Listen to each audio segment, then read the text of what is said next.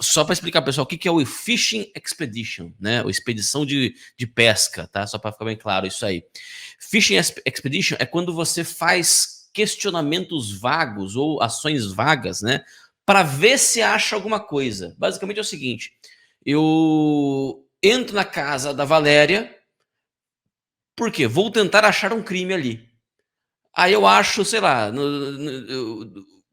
vou procurando, sei lá, vou procurando droga. Eu acho que a Valéria tá traficando droga. Né? Aí eu não acho a droga, evidentemente, né? Então vamos procurar arma. Tem arma aqui? Ah, não tem arma. Aí eu olho para a TV da Valéria e falo assim: cadê a nota fiscal dessa TV? Entendeu? Isso é ilegal. Isso é ilegal. Se você não tem indícios de que um crime foi feito, foi cometido, você não pode transformar a pessoa em alvo de ação judicial de qualquer natureza. De uma ação de qualquer natureza. Você não pode simplesmente pegar uma pessoa a esmo, assim, vou ver se essa pessoa tem alguma coisa, né, que pode ser, porque ninguém guarda. Eu não tenho, por exemplo, eu tenho aqui um piano elétrico que está aqui na minha frente, aqui no canto aqui. Eu não tenho a nota fiscal desse piano. Eu sei que eu lembro que eu comprei lá em Brasília, inclusive. Eu consigo encontrar até a loja em que eu comprei lá em Brasília. Mas não tem a nota fiscal do piano. Eu não guardei, porra. Faz 3 anos já que eu tenho ele. Entendeu? Mas é por conta do Fishing Expedition, né? Eles poderiam me encrencar por causa desse piano que tá sem nota fiscal. Assim, vai que é coisa roubada, entendeu? Mas você não tem nenhum indício de que é coisa roubada, entendeu?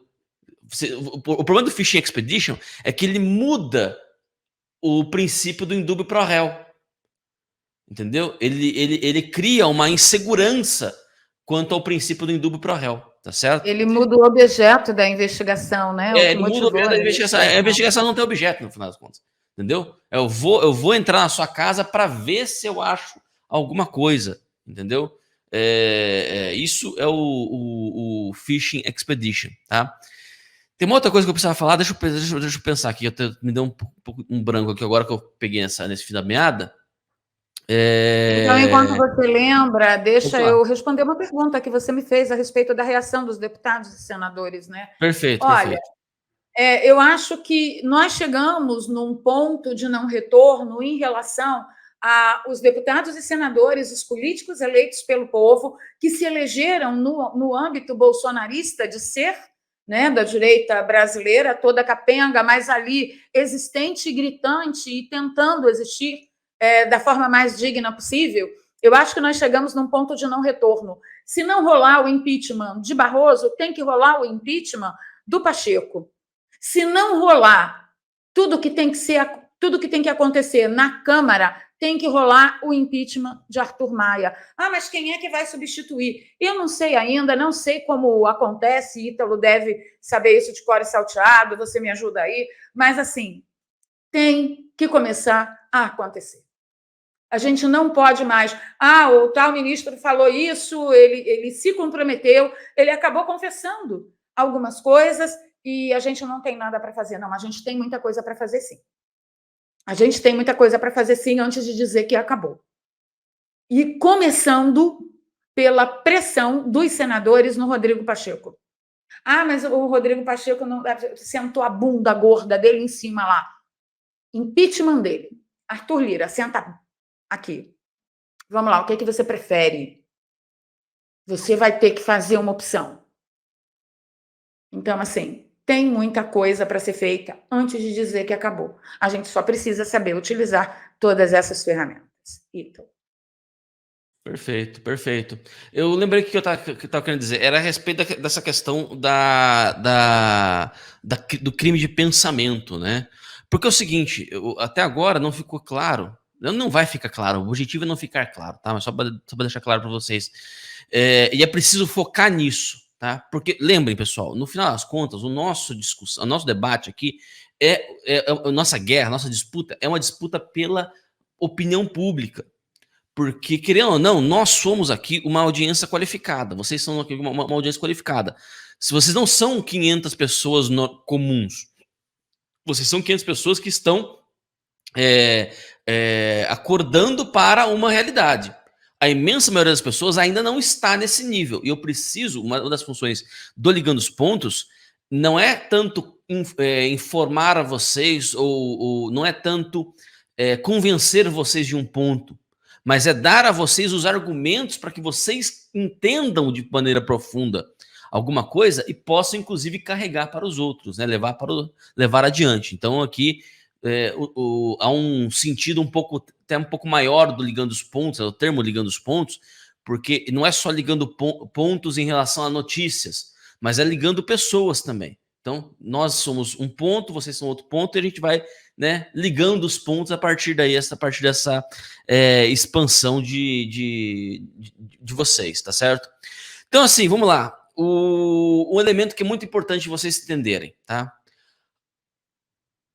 Existe objetivamente, podemos dizer que existe objetivamente, o termo desinformação. Óbvio que existe, tá? Eu posso contar uma mentira. Né? Então, a Valéria pode dizer para mim o seguinte, né? Vamos lá. Eu usava muito Max nos meus exemplos, agora eu vou usar a Valéria. A Valéria pode dizer o seguinte para mim: Ítalo, eu sou milionária. Eu tenho R$1 milhão na minha conta. Né? Eu posso dizer, bom, isso é mentira. Né? Eu posso dizer que isso pode ser mentira ou pode ser verdade. Né? Então, isso é factual. Tá? Agora, eu posso, uma vez analisando a conta da Valéria, identificando, né, que ela de fato tem 1 milhão, dizer para ela assim: não, Valéria, desculpa, mas R$1 milhão não te transforma em milionária. Né? R$1 milhão apenas um milionário precisa ter vários milhões de reais para ter, né, a manutenção dessa condição aí de milhões, na casa dos milhões, né? Então, R$1 milhão só não te transforma em milionária, entendeu? A minha posição, você percebe o seguinte, a minha posição ela é valorativa diante de um fato, entendeu? Isso não pode ser informação nem desinformação. Isto é uma opinião. Assim como eu posso analisar um sistema eletrônico qualquer, que eu não vou dizer qualquer aqui, e eu posso dizer, bom, eu entendi como ele funciona, porém, eu ainda assim não me sinto confortável e não me sinto seguro em relação a ele. Isso não é desinformação. Isso não é ataque à democracia. Isso é uma opinião de um cidadão. Ora, eu vi o processo, conheço nas minhas limitações, porque eu não sou técnico de informática, mas nas minhas limitações eu busquei de maior boa-fé entender como é que se dá o processo, e mesmo assim eu não me sinto confortável em relação a ele. Mesmo assim eu olho para ele e falo assim, bom, ele não é seguro o suficiente para mim, cidadão. Ora, isso não é desinformação, porque é uma opinião. Eu não estou passando uma informação errada. Você deveria ter a liberdade de fazer isso. Exato, cidadão. Eu deveria ter a liberdade de fazer isso. Mas aqui a questão conceitual. Conceitualmente falando, isso não pode ser classificado como desinformação. A palavra desinformação ela não cabe.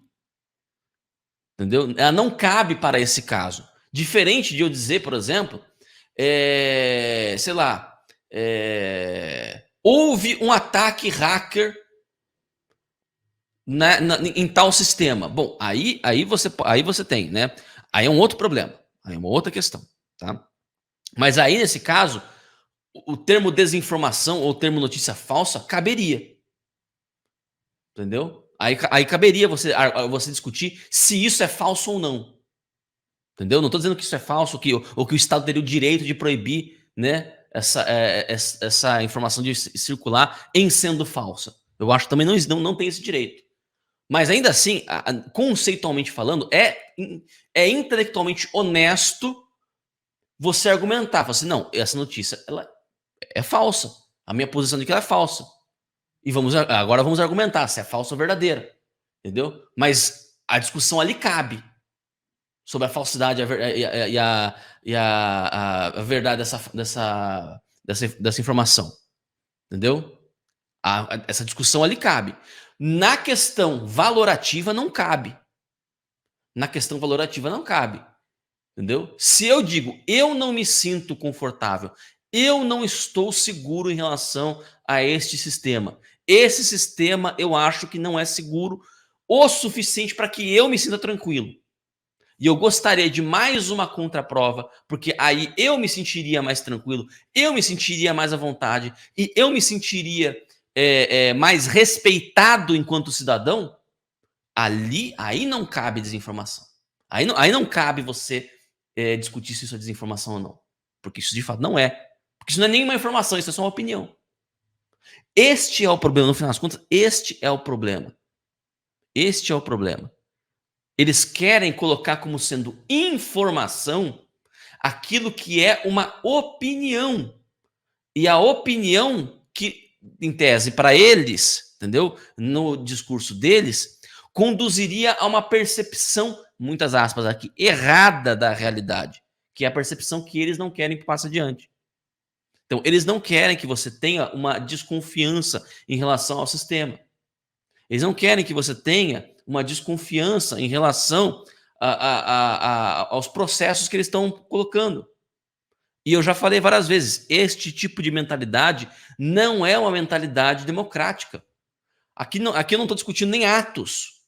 Eu não estou discutindo nem atos concretos dos ministros, ou de políticos, ou de presidente, ou nada. Não estou discutindo atos de ministros. Eu estou dizendo que, conceitualmente, isso não é uma mentalidade democrática.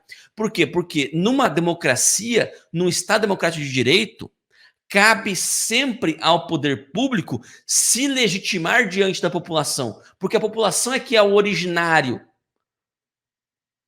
do poder. Toda autoridade se exerce em nome do povo. Já foi, está escrito já. Está até na Constituição isso daí. Mas não é a Constituição que inventou. Isso é um conceito, o conceito próprio da tradição democrática do Ocidente. Entendeu? O povo, ele é a origem fundamental da autoridade. Ora, se ele é a origem fundamental da autoridade, a sua autoridade não é condicionada. A sua autoridade não é condicionada.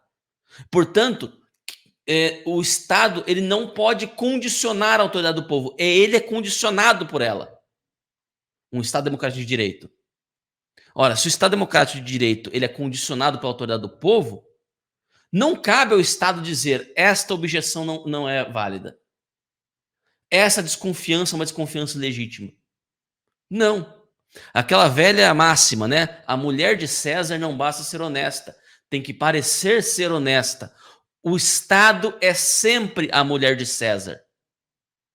É sempre a mulher de César. Entendeu? É sempre a mulher de César. O Estado tem que sempre, o tempo todo, estar preocupado. Nós estamos perdendo a legitimidade perante a população. Essa é a mentalidade de legítimos democratas. Instituição, meus amigos, desculpa, instituição é o baralho, para não falar outra coisa aqui, entendeu?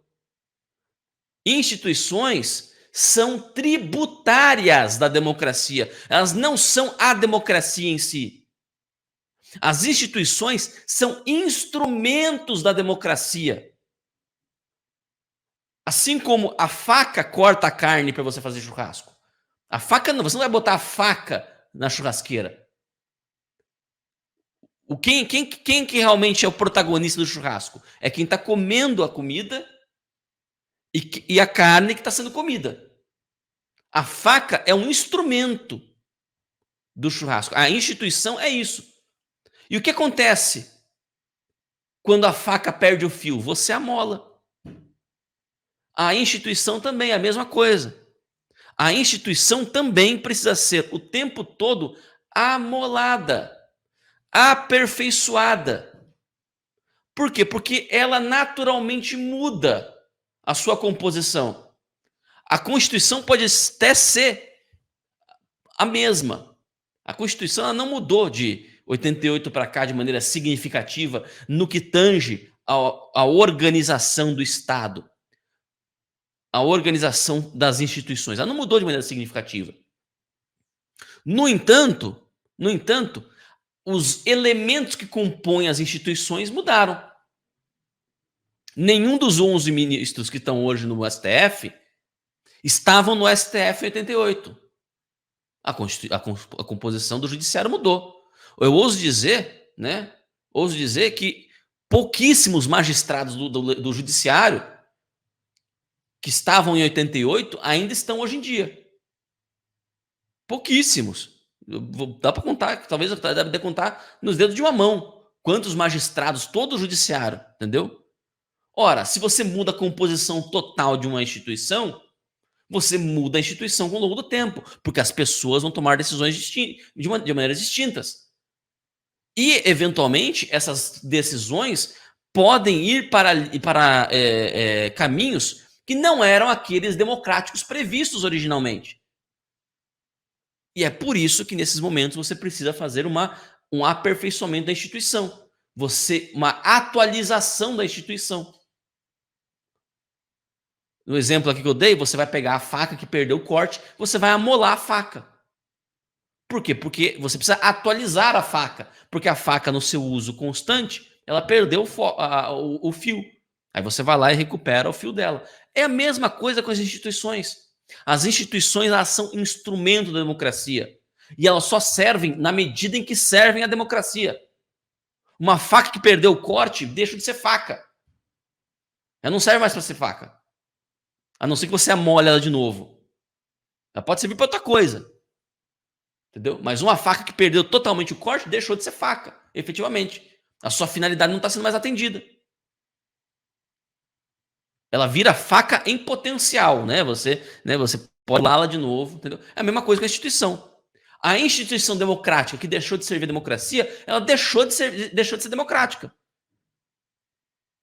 É simples, não é tão difícil você pensar. Aí eu pergunto para vocês, né? A gente vai fazer um corte dessa parte da minha explicação e eu quero que você mande para as pessoas e me diga assim: explique aonde na minha fala eu estou agredindo a democracia. Explique aonde na minha fala eu estou defendendo uma ditadura. Explique aonde na minha fala eu estou denegrindo a função das instituições.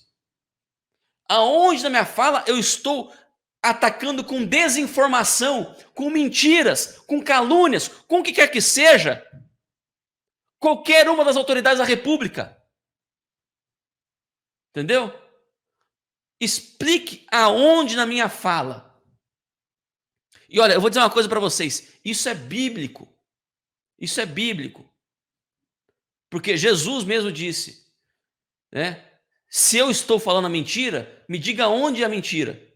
Mas se eu estou falando a verdade, por que me bates? Entendeu? É assim. É assim. Explica para mim aonde está a minha mentira. Onde está a falha do meu raciocínio?